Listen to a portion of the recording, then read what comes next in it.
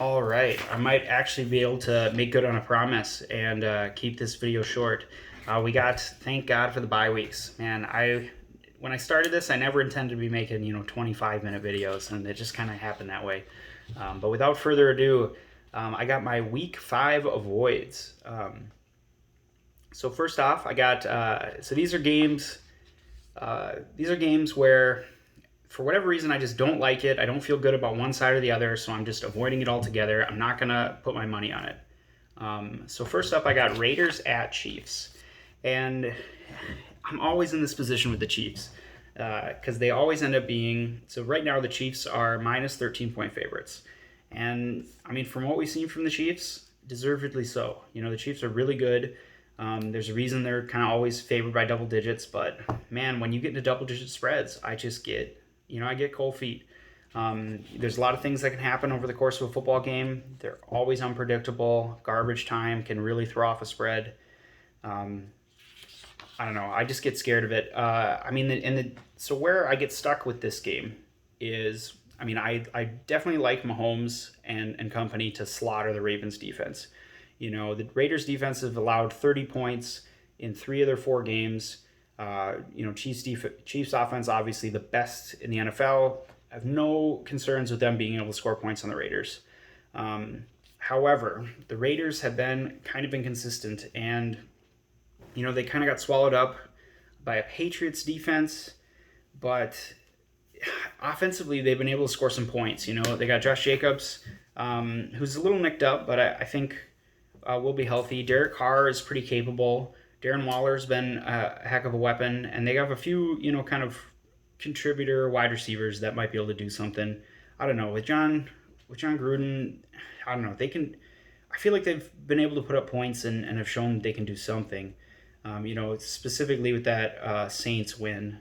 We'll see. If they get blown up, if they can't score points, then maybe that Saints win was really an anomaly when they put up 34 and upset the Saints. And we can start treating the Raiders like more of a bottom 15 team. But right now I'm still a little afraid of them. And the question for me ends up being, well, which Raiders offense is going to show up and which Chiefs defense is going to show up? Because the Chiefs defense has looked unstoppable these last 2 weeks. However, in the Ravens Monday Night Football game, I think there's a lot of things playing into it. And honestly, I think it was the offense that really put Baltimore in such a bad spot because the Chiefs were able to get out in front, and that put pressure on the Ravens to try to play catch-up ball, and they're just not a roster that's constructed to do that.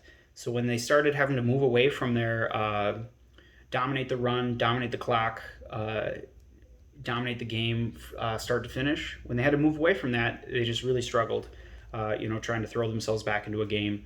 And I think that further contributed to the Chiefs being able to, pin their ears back, tee up, and just try to contain Lamar and make it difficult for him to make throws. And then last week, Brian Hoyer, Jarrett Stidham, they probably played quite a bit of a role in making the Chiefs' defense look unstoppable. So personnel-wise, I still am kind of doubting this Chiefs defense, and I think the Raiders should be able to move the ball and score points. Not so much that I have any confidence in them to cover the 13, but enough that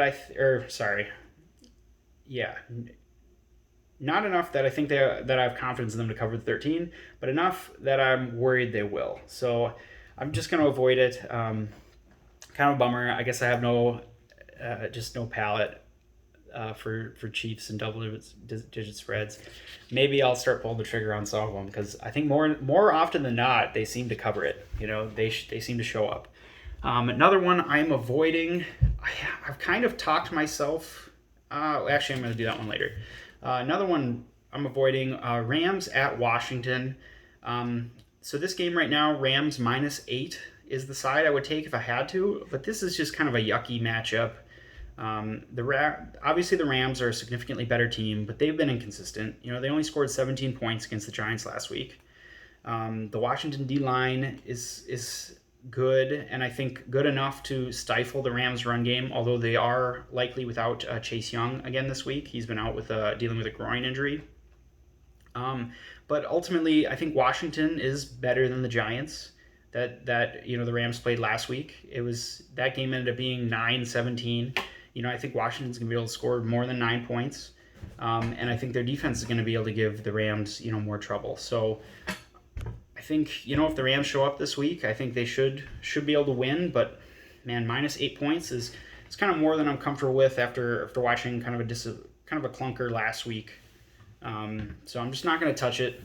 Obviously not going to bet on Dwayne Haskins and the Washington team to cover anything. So just going to avoid that one altogether. Another game, Panthers at Falcons. So I keep going back and forth on this one. The Panthers have sort of shown from afar. I mean, I've admitted I'm not paying that much attention to Panthers football right now. So if there's a Panthers fan watching any of this, comment, let me know. Tell me, what is Matt Rule doing down there? Is he the real deal? Is this looking like something special cooking? A nice surprising, 7-win team when no one expected it, but just not really there with them, not there where I trust them. Right now, the Panthers are plus 2.5 point underdogs, and that's probably the side I would take. The problem is the Falcons defense. Well, the Falcons offense is better than what they've shown the last 2 weeks. They played a Bears defense that mostly stifled them. A lot of injuries going on their wide receivers. And then they played the Packers defense that gave them quite a bit of trouble. And now they face the Panthers defense, who I would assume is worse than both those defenses. This Falcons offense didn't just go away overnight. I think that Falcons offense is going to bounce back at some point this season, and Matty Ice is going to let it sling. Julio probably not suiting up for this one. Ridley still pretty banged up, but I think they'll be able to get back to their roots a little bit and score some points, and that's what makes them scary. But the Panthers seem to be playing more kind of good fundamental football. Christian McCaffrey went down, but Mike Davis has been filling in quite nicely actually in that role. But ultimately these are two yuck teams again. I don't really want to get my money twisted up in that. Then the next game I got, Giants at Cowboys. Surprise, surprise, this is an afternoon game. America's game of the week.